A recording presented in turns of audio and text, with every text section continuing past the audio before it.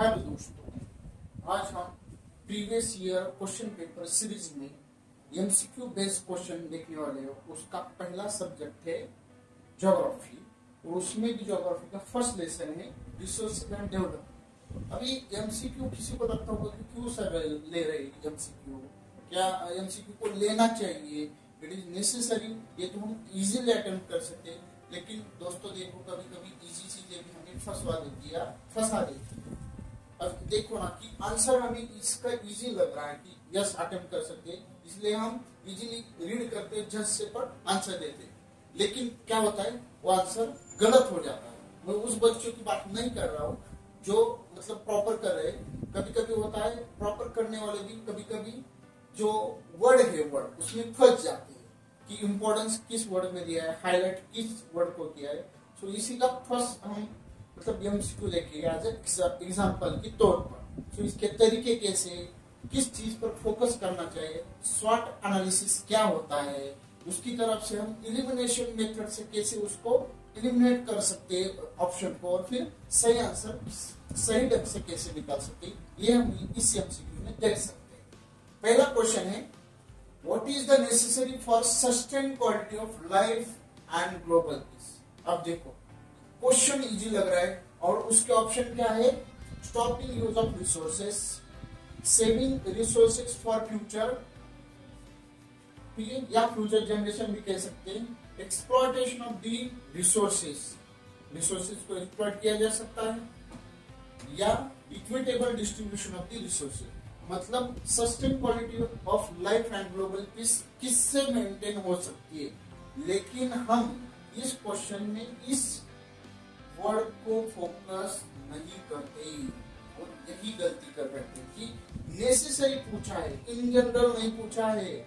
मतलब नेसेसरी पूछा है तो इसमें से एक ऑप्शन ऐसा है जो नेसेसरी है, मतलब बाकी के भी हो सकते हैं, जैसे कि चांस नहीं हो सकता है, कोई ऑप्शन 3% 30% चांस होता है, कोई 50% चांस हो सकता है, और कोई 25% भी हो सकता है। मतलब ऐसे ऐसे चांस हो सकते हैं कि यस 20% हो सकता है, लेकिन इसमें नेसेसरी कौन सा आना चाहिए, नेसेसरी वर्ड के लिए तो 50% कौन सा आ रहा है, ठीक है, ये ऑप्शन उसमें आना चाहिए, क्योंकि यही ऑप्शन कंफ्यूज कर देते हैं हम एग्जाम में।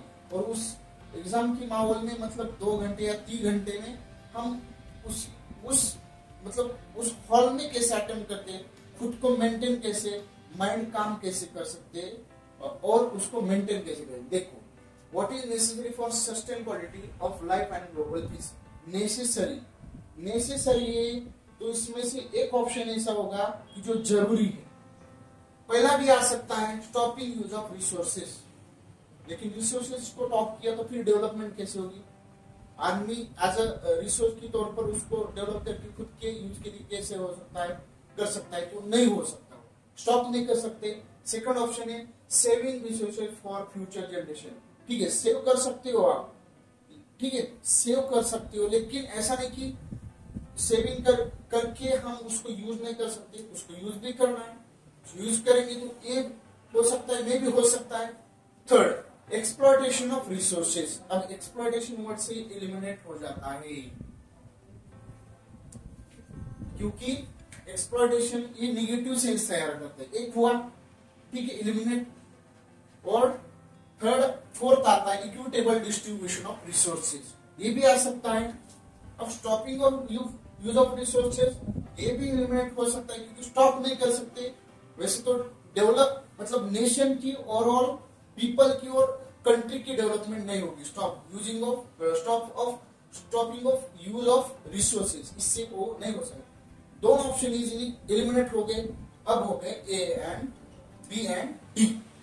सो इसमें नेसेसरी वर्ड को फोकस करना है, मतलब उसी सेकंड ही हमको ये अटेम्प्ट करना है, इसी तरीके से सोचना है। लेकिन ये एक दिन में नहीं हो पाएगा, आपको इसके लिए प्रैक्टिस करनी पड़ेगी अच्छे से टीचर स्टाफ चाहिए, तो इसके लिए प्रैक्टिस करनी पड़ेगी। तो इसी तरीके से हम इसको फोकस करेंगे। सेविंग रिसोर्सेज फॉर फ्यूचर, सिर्फ सेव करने है क्या, रिसोर्सेज से उसको सेव करना है, यूज नहीं करना। ये कौन सा तरीका होगा, तो ये नहीं आएगा, ठीक है, मतलब एलिमिनेट नहीं होता लेकिन नहीं आएगा, तो ज्यादा नेसेसरी क्या होता है, equitable distribution of the resources, मतलब उसको इक्विटेबल या इक्विलिब्रियम लेवल पर डिस्ट्रीब्यूट होना चाहिए। इसी वजह से, मतलब इसकी वजह से क्या होगा, तो necessary for sustain quality of life and global piece, इसके वजह से मेंटेन होगी। अगर इसका इक्विटेबल डिस्ट्रीब्यूशन नहीं होता है तो कुछ रीजन डेवलप होते हैं, कुछ अंडर डेवलप होते हैं। इसकी वजह से क्या होता है, तो मतलब डेवलपमेंट भी इक्विलिब्रियम लेवल पर या सेम लेवल पर नहीं होती।